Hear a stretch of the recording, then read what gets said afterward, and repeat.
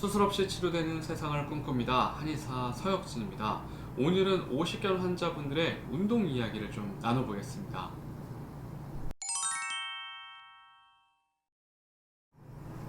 우리가 어깨가 너무 아파서 병원에 가셔서 엑스레이 검사를 해보고 초음파 검사를 해보고 때로는 MRI 검사를 통해서 오십견을 진단을 받으시는 환자분들이 꽤나 많습니다.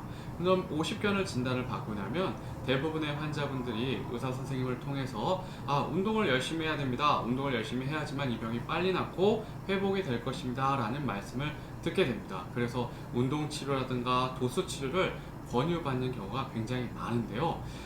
이 운동요법이 과연 무조건 좋다? 그런 말씀을 드리기가 좀 어려울 것 같습니다.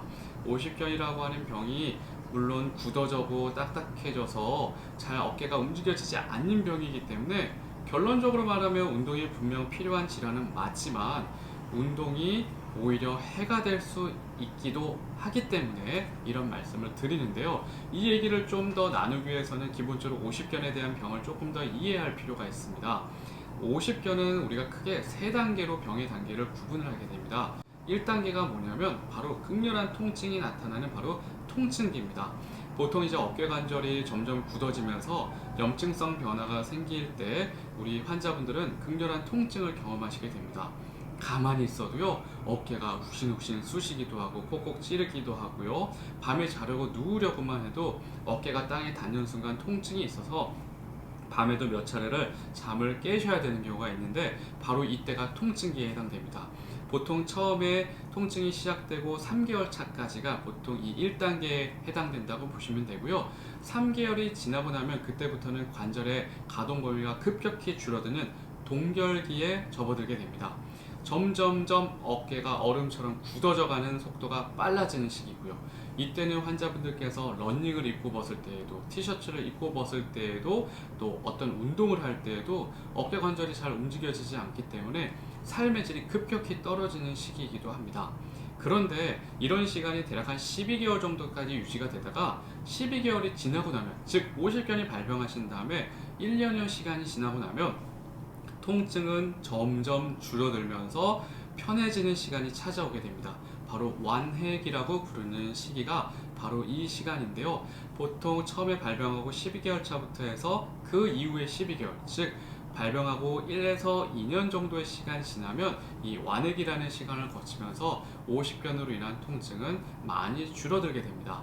그래서 실제로 오십견을 경험하신 환자분들이 오십견은 1, 2년만 지나면 저절로 좋아질 거야 라는 말을 듣게 되시는 겁니다. 맞는 말입니다. 실제로 1, 2년이 지나고 나면 통증은 많이 줄어들 것입니다. 하지만 문제는 뭐냐면요, 우리가 그 1, 2년 동안 이 오십견을 그야말로 이 오십견으로 고생하는 어깨를 묶어 놓으면 상관이 없습니다. 어깨를 쓰지 않으면 그 얘기가 맞을 수가 있는데, 우리가 그 1, 2년이라는 시간 동안 이 고장난 어깨를 전혀 움직이지 않는다는 것은 사실상 불가능하거든요. 그러다 보니까 이 굳어져 있는 상태에서 어깨를 움직이는 과정에서 어깨의 퇴행성 손상이 빠르게 진행될 수가 있는 것입니다. 그래서 실제로 오십견 발병 이후에 1, 2년 동안이 경과된 다음에 환자분을 보게 되면 그 환자분은 어깨가 분명 움직여는 지고 통증도 물론 심하진 않지만 특정 각도가 잘 되지 않는, 특정 동작에서만 불편감을 경험하는 경우가 많은 것입니다.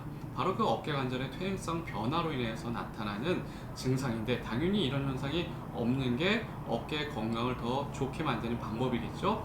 그래서 이제 치료가 필요한데, 보통 이럴 때 정형외과라던가 통증 클리닉, 재활의학과에서는 운동 치료만 너무 강조하는 경우가 있습니다.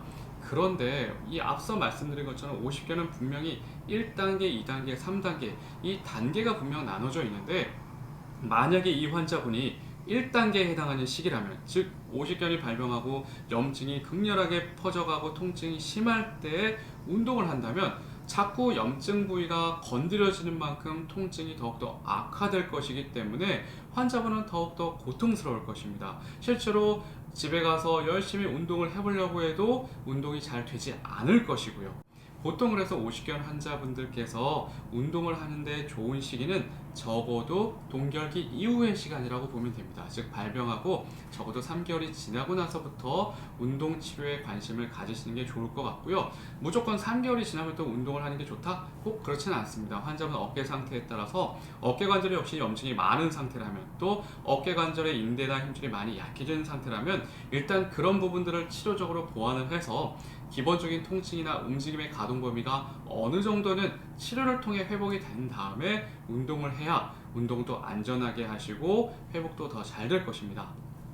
오히려 처음에 의사 선생님께서 운동을 열심히 해야 된다는 말씀을 해주신 다음에 성실한 환자분이실수록 집에서 운동을 통해 이 병을 극복하기 위해 노력을 많이 하시는데요.